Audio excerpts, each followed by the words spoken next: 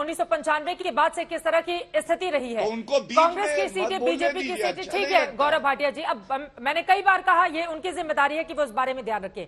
गौरव भाटिया जी, आंकड़ा आपके लिए भी है। देखिए, कांग्रेस पार्टी तो वहां पर सरकार में नहीं है, ये बात तो समझ में आ रहा है, लेकिन 1998 से या 95 के बाद से अगर हम यहाँ पर देखें तो कांग्रेस पार्टी की और बीजेपी की क्या स्थिति रही है वो हमारे देश की जनता के सामने है। यहां पर बीजेपी 117 सीटें 1998 में जीतती है, 127 2002 में जीतती है और 99 2017 में आ जाती है, यानी कि आपका ग्राफ गिर रहा है भले ही आपकी सरकार है। दूसरी तरफ अगर हम बात कांग्रेस पार्टी की करेंगे तो कांग्रेस पार्टी 53 सीटें 98 रहती हैं, 51, उसके बाद 2007 में 59 सीटें, 61 और उसके बाद 77, यानी कि 98 के बाद उसका ग्राफ थोड़ा थोड़ा ही सही लेकिन बढ़ा ही है। तो इसके बारे में भी आपको ध्यान में रखना होगा गौरव भाटिया जी। ये आंकड़े भी बहुत, क्योंकि 2017 का चुनाव मुझे याद है, मुश्किलें पैदा कर दी थी कांग्रेस पार्टी ने आपके लिए। जो काले पोता गया है कहा जा रहा है, यही चिंता तो नहीं है हिंदू संगठनों का वहां पर।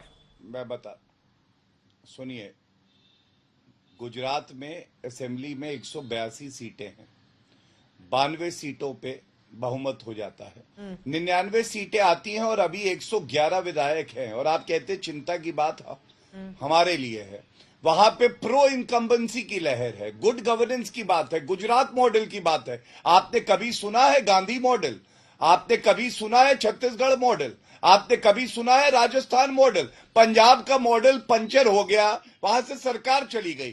क्या आप मानती नहीं है कि विश्वसनीयता का पर्याय भारतीय जनता पार्टी है? नेतृत्व सही देने का पर्याय श्री नरेंद्र मोदी जी है। और इसीलिए बौखलाहट के ये 80-20 और 90-10 करते हैं, पूरी सरकार ही बदल डालते हैं आप लोग। उत्तर प्रदेश में किया था, सुन लीजिए, एक मिनट अंत कर रहा हूं, एक मिनट अंत करूंगा। 80-20 किया था उत्तर प्रदेश में, 2 सीटें आई। गुजरात में 90-10 कहीं हो गया तो शून्य मिलेगा अंडा। ये बात समझ लीजिए चित्रा जी। हम लोग विकास के मुद्दे पे चुनाव लड़ेंगे, सुशासन के मुद्दे पे लगेंगे।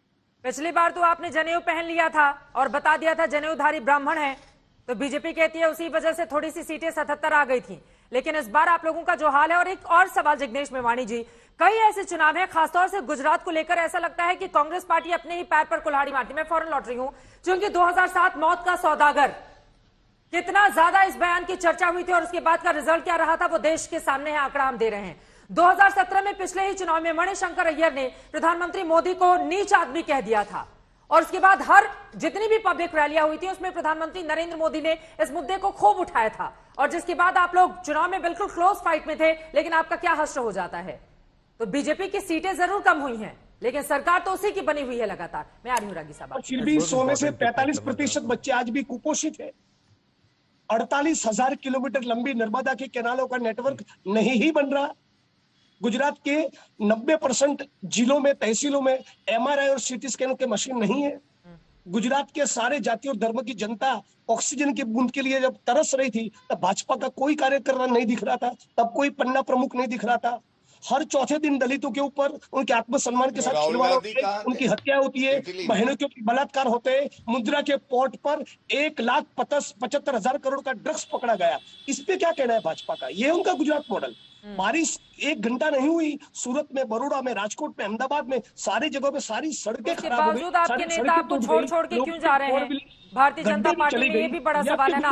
हार्दिक पटेल जैसा बड़ा नेता, आपने जब कांग्रेस पार्टी ज्वाइन करने के लिए राजधानी दिल्ली में दस्तक दी थी, आपके बगल में ही बैठे हुए थे, थोड़े दिन के बाद वो बीजेपी में चले जाते हैं। ये स्थिति कैसी है? गौरव भाटिया जी, मैं लौटूंगी संगीता जी की। एक सेकंड, आसिफ बकार साहब बहुत देर से बोलिए। देखिए चित्रा जी, जो पिछला चुनाव था विधानसभा चुनाव, वो एक आंदोलन साथ साथ चल रहा था, पटेलों का आंदोलन था। हार्दिक पटेल बड़े नेता के तौर पर उभरे थे, वो एक स्थिति अलग थी। वो सारे अब छोड़ छाड़ करके कांग्रेस पार्टी भाग गए।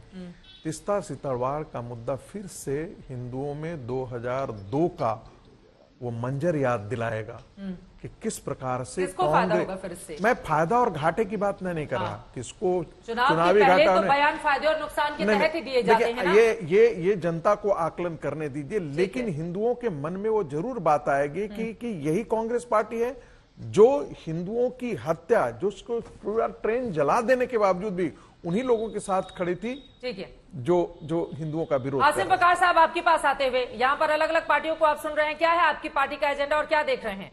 वो तो अल्पसंख्यकों का पहला अधिकार बता रहे हैं, आप किसका अधिकार बताएंगे? नहीं, ये तो देखिए कांग्रेस के दांत दिखाने की और खाने की और। मैं जिग्नेश मेवानी साहब बैठे हुए हैं, 10 साल केंद्र में कांग्रेस की सरकार रही, 2004 से 2014 तक जी।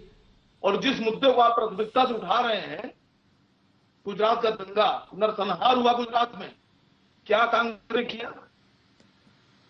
कौन सी ठोस कार्रवाई कांग्रेस की? कितने कांग्रेस की वजह से जेल गए, कितने कांग्रेस की वजह से सजा मिली, और कितना अधिकार आपने दिया है ये मुसलमान बेहतर जानते हैं। आप मुसलमानों को लुभाइए मत।